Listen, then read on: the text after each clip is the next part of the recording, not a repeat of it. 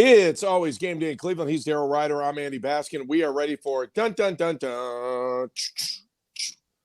Dun dun dun dun. Monday Night Football, Daryl. Are you ready, Browns Steelers? I am ready for some football, Mr. Baskin. All right, my friend. So what are we looking at as the Browns head into this game health-wise? Amari Cooper, it doesn't look real good. What's the latest on Amari? Yeah, not great that he got hurt Saturday afternoon, and those last practice day of the week injuries are always the worst, right? The company line right now is they're going to wait and see how Amari feels Monday, which I'm guessing a lot of folks will be listening to this Monday morning. My personal opinion and view on the situation, he will not play Monday night. I don't think Amari Cooper will play Monday night. It was interesting because Kevin Stefanski said he aggravated an injury, but he wasn't really on the injury report. His day off on Wednesday was rest-related. Now, remember, against the Bengals, though, he slipped, and he kind of hobbled off the field, went in the medical tent. They took a look-see at him, said everything was fine. Amari told us on Thursday when we asked him about it, he said everything's fine. It's not a big deal. Nothing to worry about, no concerns. And then, of course, on Friday, or I should say on Saturday, we talked to him on Friday. My days are all messed up. We talked to him on Friday, which is a Thursday for us. And then, of course, on Saturday, then he goes ahead and, he unfortunately suffers the injury. And the news item of that is, Andy, he didn't just suffer the injury. He had to leave practice. So I got a 1 second glance at Amari in the locker room Saturday as he was walking somewhere. Can't really get an evaluation there, but my best guess is that we do not see Amari Cooper on Monday Night Football in Pittsburgh against the Steelers. So what does that mean? More Marquise Goodwin, more maybe Cedric Tillman gets into a little bit of action. Obviously, David Bell's a guy that wants to step up. Yeah, well, you're stuck on David Bell, and I don't know that David Bell's part of the game plan. I'm not stuck on him, but I know you're short a wide receiver. So, I mean, there's going to be an opportunity for him to do something, I would think, even if it's on special teams. Yeah, I'll be honest with you. I think there's a better chance that Cedric Tillman gets an opportunity to do something more so than David Bell. Just from like a size factor, Andy, I just think that like Cedric might give them a little more than David can. I honestly, on my depth chart, I think Cedric's the 5th wide receiver and David Bell's the 6th wide receiver. But Tillman gives him a little more size. He's got really good hands too. Red zone type target. You know what I'm saying? Mm-hmm. So I think that more Elijah Moore. Here's what's interesting. I think that based off of last week's game against the Bengals, where like those deep shots didn't work. Like we spent a lot of time on this podcast and on the station talking about just the offense wasn't that great, especially the passing game with Deshaun. There's a lot of excitement in that building though, based off of what they saw against the Bengals and the opportunities they feel that are going to be there for them offensively. So, yeah, they didn't hit any big plays against Cincinnati, but Marquise Goodwin got on top of the defense multiple times. Amari Cooper, who obviously is nicked up, and we're probably not going to see him, he got open a little bit, DPJ. So I feel like the Browns are excited about their scheme offensively and the explosiveness that's going to be there, provided Deshaun Watson isn't having to throw wet footballs. All right, let's get into another part of the game here. Well, you know what? Hang on. We'll get to that in a second. Juan Thornhill. I want to get through the injuries here. What's the deal with him? I think he's going to play. He looked good in the open portion of practice on Friday and Saturday. Got my days right. When we saw him, did not get to speak with him on Saturday. I have to take ownership of that. I did a very poor job setting the edge by his locker. So weak. So, what it is they have the podium set up in the middle of the locker room, a little inside football for you. So, they have certain guys that they tell us, hey, so like on Saturday, it was Myles Garrett and Elijah Moore. Those were the two guys that came to the podium in the middle of the locker room. So Juan's over at his locker. We had just wrapped up, I think it was with Myles, it might have been Elijah. I can't remember which one, but looked over. Juan's at his locker. He's all toweled up. So the etiquette there is guys getting dressed, you leave him be. Right.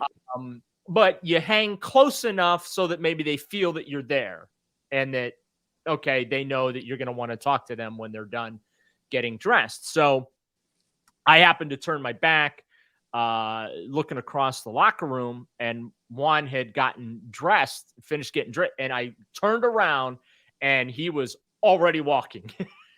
And it was too little too late, because guys like, 10 feet down line, hey, Juan, can we talk to you for a You don't want to do one of those things, right? Get the bullhorn out. Right. So, but he, like I said, during the open portion of practice, he looked fine to me.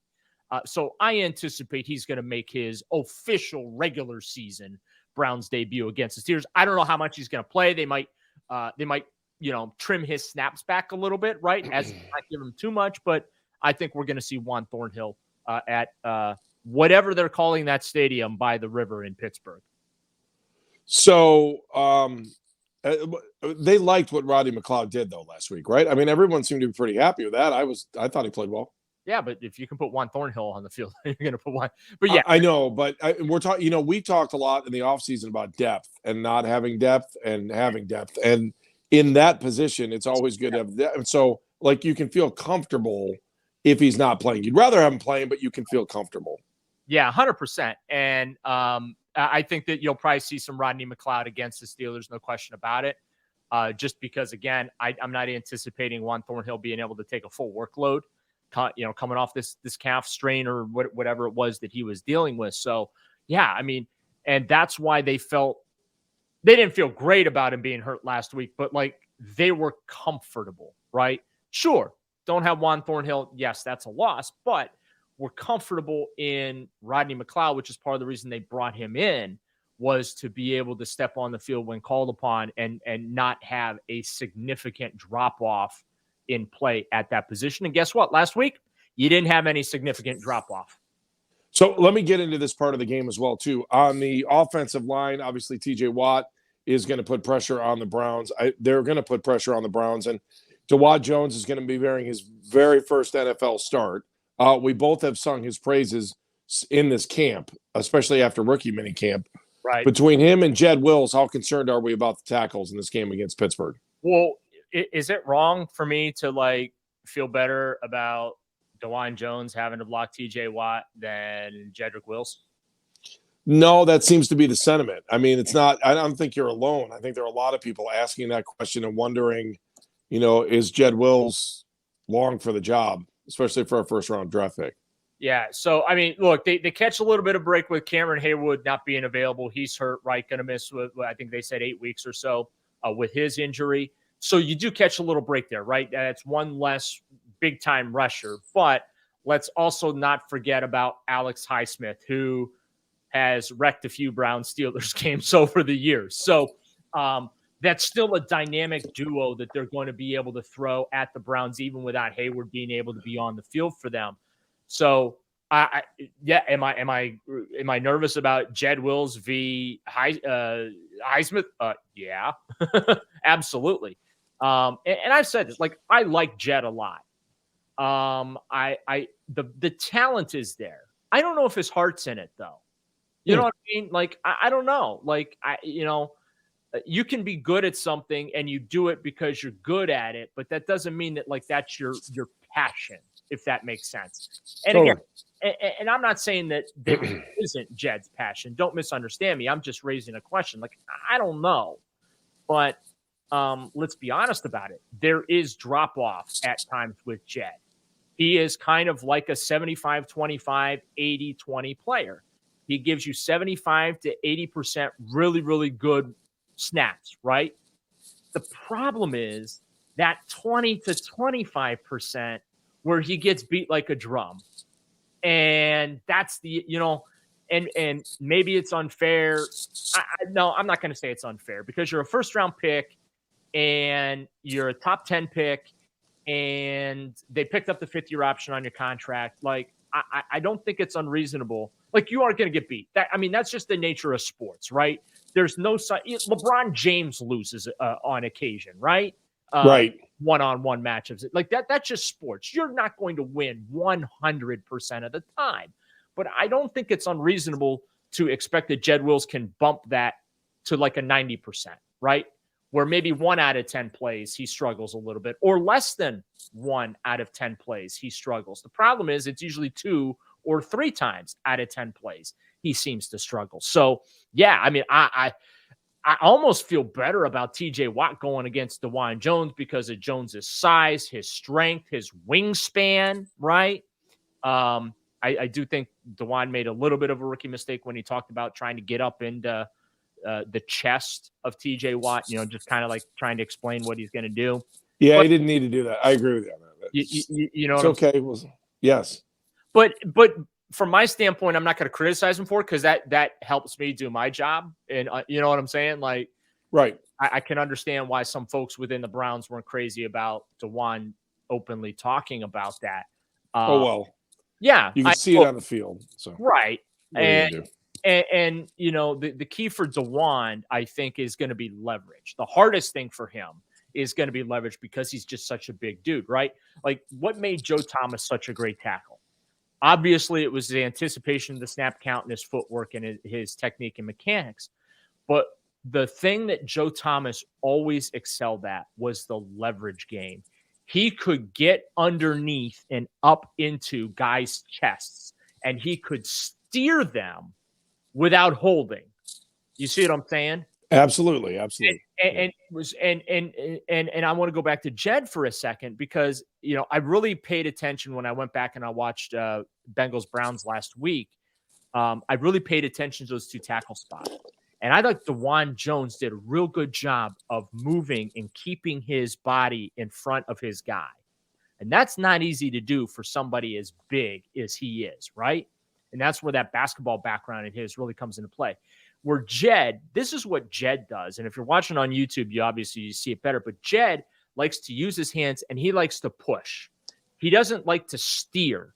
And that's what Joe Thomas would do. He'd steer. What Jed does, he likes to just push you. Okay. Like he comes at it. He likes to get out of his stance and he likes to come up and he likes to push you off center and just keep pushing you to like the outside, right? To push you away from the pocket. Well, what happens is when you push someone, you've disengaged, and now that defender is able to recalibrate and move and get around you. And we see a lot of Jed where he's like, he literally comes out of the stance and he's pushing the guy. And as the guy's moving toward the outside, he's, trying to push him. The problem is that he gets beat with a swim move or one of those other moves and that. So that is a technique thing that I think that Jed still needs to work on a little bit. But, you got 2 of the best in the business in Highsmith and Watt, especially Watt. I mean, they got cooked by the San Francisco 49ers in week 1, right? And like TJ Watt was he was the player of the game for the Steelers. Had 3 sacks in the game, got all kinds of pressure on a regular basis, made levels at multiple areas of the defense there. So he's just the real deal. He really is. And he is just so difficult to defend. But yeah, I almost am glad that Dawand Jones has to deal with TJ Watt and not Jed Wills, because we've seen TJ Watt v. Jed Wills, and it has not gone well for Wills. All right, let's talk more about this Browns-Steelers game coming up. Also, Myles Garrett. We'll go swimming with him or dancing with him. Maybe we'll go dancing instead. We'll do that. Plus, he gets a little corny, too. All this coming up on It's Always Game Day in Cleveland.